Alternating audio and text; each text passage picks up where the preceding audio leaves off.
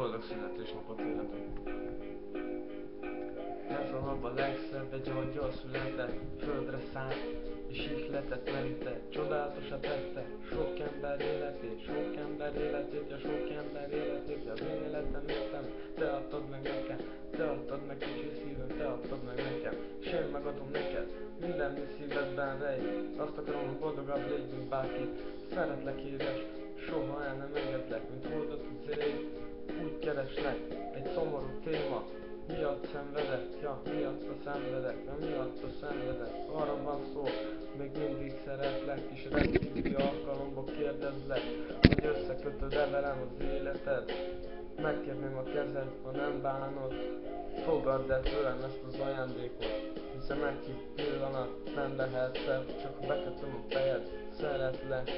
kérlek, add nekem mindened. Boldog születésnapot kívánok neked, legyen boldog az életed, táplálom benned a szerelmet, míg élek, hogy szerethesselek, hogy érezhesselek. A boldog születésnapot kívánok kis csillagom, mert nagyon szeretlek, és itt van a dalom, érezd, hogy én mit érzek irántad, és élhetem,